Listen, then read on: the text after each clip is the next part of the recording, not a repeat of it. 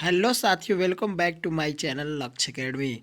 लक्ष्य academy channel में आपका स्वागत है। साथियों, आज का बहुत ही इम्पोर्टेंट चीज़ ये होने वाला है सेशन साथियों, क्योंकि आपका एग्ज़ाम बिल्कुल और बिल्कुल एकदम आपके सिर पर आ चुका है। हाई स्कूल वालों के लिए स्पेशल यह वीडियो है और आप लोग इस वीडियो को ज़रूर देखिएगा, क्योंकि नहीं तो इससे आपको बहुत कुछ मिस हो सकता है।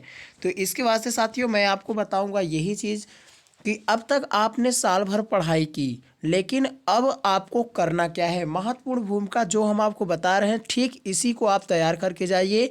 90% लाने की जो ये रणनीति है, ये रणनीति आपकी बिल्कुल और बिल्कुल 90% ला करके देगी। तो साथियों, 90% लाने की रणनीति, अगर आपको 90% लाना है हाई स्कूल में, तो साथियों बिल्कुल और बिल्कुल आप इन चीज़ों को विशेष तौर से ध्यान दीजिए और इसी को पढ़ के जाइए। बाकी आप इधर उधर की चीज़ें कुछ भी ना पढ़िए। 6 विषय हैं आपके, 6 के 6 विषय हम आपको तैयार करवा देंगे कि आपको 6 विषय में क्या पढ़ना है। 100% मैं आपको बता देता हूँ कि 90% आपका आएगा रिजल्ट। ठीक है, तो हम इसे देख लेते हैं कि क्या क्या हमें पढ़ना है। फर्स्ट पेपर आपका हिंदी का होगा, तो हिंदी 70 नंबर की पेपर मिलेगा आपको। 30 नंबर बोर्ड से मिलता है, तो 70 नंबर जो है आपको मिलेगा। तो 70 नंबर में हमें पढ़ना क्या क्या है, उन चीज़ों के बारे में हम डिस्कस कर लेते हैं। तो सबसे पहली चीज़ आपको करना क्या है।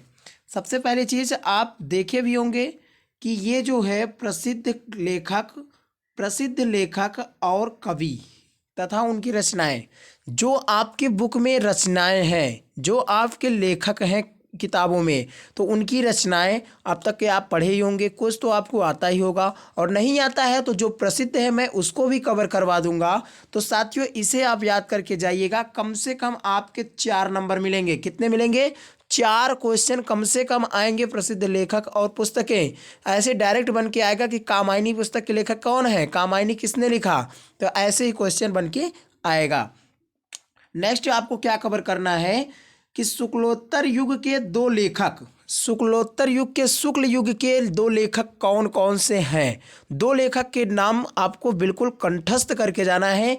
यहाँ से 1 नंबर का क्वेश्चन, एक क्वेश्चन यहाँ से ये जरूर पूछा जाएगा। 100% ये मेरी गारंटी है, ये पूछा ही जाएगा। क्योंकि जो आप थंबनेल में देखे हैं हाई स्कूल का मॉडल पेपर, ये 2020 का हम सोल्यूशन करवा रहे हैं। तो 2020 का आप करिए या चाहे कभी का करिए, लेकिन आएगा क्वेश्चन इसी में से। ठीक है, जो मैं आपको बता रहा हूँ बस आप उसी को कवर करके जाइएगा, नहीं तो बाद में आपको शायद पछताना पड़ जाएगा। ठीक है, नेक्स्ट आपको क्या करना है, द्विवेदी युग के 2 लेखक।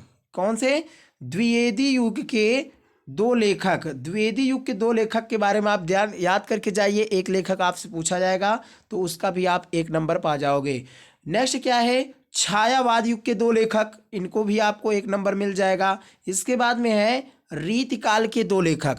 रीतिकाल के भी 2 लेखक के बारे में आप जब याद करके जाओगे तो यहाँ से भी आपको 2 नंबर मिल जाएगा।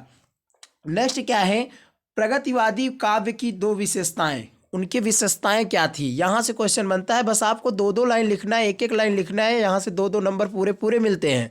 ये नंबर, इसमें डिस्काउंट 1% नहीं होता है, आपको पूरे नंबर दिए जाते हैं। ठीक है, तो उम्मीद करते हैं ये चीज़ें आपको समझ में आ रहा होगा। साथियों, अभी तक में आपने जो कुछ भी पढ़ा है उसको आप एकदम नथिंग मानिए। ठीक है, जितना आपको आता है बहुत अच्छी बात है, नहीं आता है तो आपको मैं बता रहा हूँ, अभी आपके पास कम से कम 1 महीने का टाइम है, इतना तो याद ही हो जाएगा। ठीक है, उसके बाद में नेक्स्ट क्या है, नेक्स्ट चीज़ों पर ध्यान देंगे।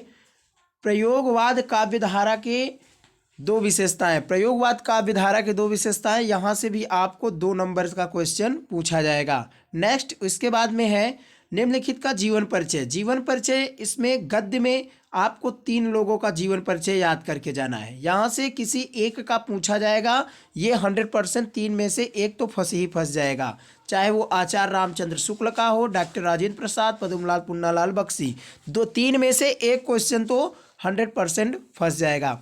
नेक्स्ट ये तो गद्य में हो गया, और उसके बाद में क्या है कि पद्य में आपको क्या पढ़ना है। पद्य में 3 नंबर का क्वेश्चन यहाँ से भी बनेगा, और पद्य में इन तीनों लोगों के बारे में याद करके जाना, इनका जीवन परिचय। ये कवि हैं तुलसीदास, बिहारी लाल या मैथिली शरण गुप्त, 3 लोगों के बारे में आप पढ़ के जाइएगा। यहाँ से क्वेश्चन 100% एक या एक क्वेश्चन फंसेगा जरूर, और 3 नंबर आपको पूरे मिल जाएंगे। नेक्स्ट क्या है, नेक्स्ट है हास्य रस तथा करुण रस की परिभाषा उदाहरण सहित। आपको रस पढ़ के जाना है। वैसे तो हम हर एक टॉपिक की वीडियो अपलोड करेंगे, आप लोग देख लीजिएगा।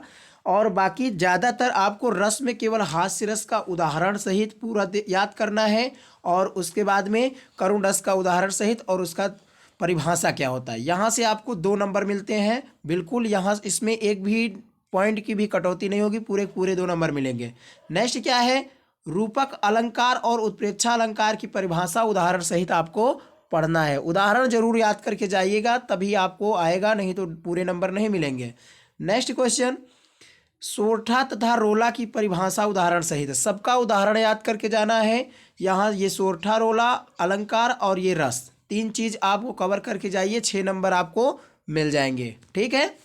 नेक्स्ट साथियों, इसके बाद में आपको करना क्या है, आपको लास्ट टॉपिक पे क्या करना है कि निबंध यहाँ से आता है। सबसे ज़्यादा नंबर निबंध से ही मिलता है, 6 नंबर मिलता है। 6 नंबर में कम से कम आप निबंध अच्छे से लिखोगे तो 5 नंबर आपको कम से कम मिल जाएंगे। ठीक है। तो निबंध किन किन चीज़ों पर आने की संभावना ज़्यादातर है, ये है स्वच्छ भारत मिशन, पहला टॉपिक है। ये अगली बार भी पूछा गया था 2020 में ये पूछा गया जा चुका है, स्वच्छ भारत मिशन, ये क्वेश्चन आया था। नेक्स्ट टॉपिक क्या है, कोरोना महामारी। आप जानते ही हो कोरोना बहुत ज़बरदस्त फैला हुआ है, और कोरोना के बारे में हम आपको निबंध कैसे लिखना है ये भी पढ़ा चुके, नहीं देखे आप वीडियो ज़रूर जाके उसे देख लीजिए। तो कोरोना के बारे में भी पूछा जा सकता है। 26 जनवरी गणतंत्र दिवस के बारे में भी पूछा जा सकता है, क्योंकि हाल में ही अभी हुआ है। तो इसके बारे में भी कैसे हमें लिखना है ये भी हम आपको बता चुके हैं, ये भी वीडियो मेरी पड़ी है, आप उसे देख लीजिए अगर अभी तक आपने नहीं देखा है तो।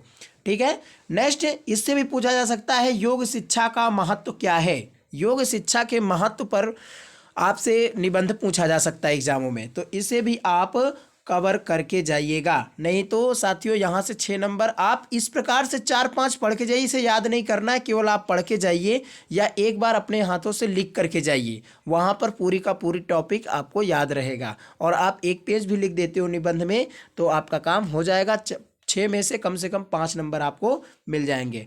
नेक्स्ट क्या है साथियों, नेक्स्ट क्वेश्चन आता है यहाँ से खंड काव्य से क्वेश्चन बनता है। तो खंड काव्य में आपको किसी खंड काव्य को नहीं करना है, आपको पढ़ना है अग्रपूजा खंड काव्य। अग्रपूजा खंड काव्य से 3 नंबर के क्वेश्चन आएंगे, और 3 में कम से कम आपके पूरे के पूरे 3 नंबर मिलेंगे।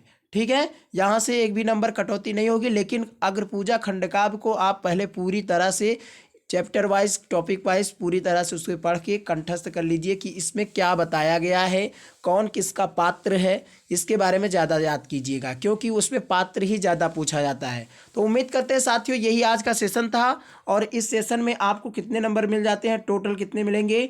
टोटल ये हम 33 नंबरों का सेशन करवाए हैं। कितने नंबर का, 33 नंबर का। ठीक है।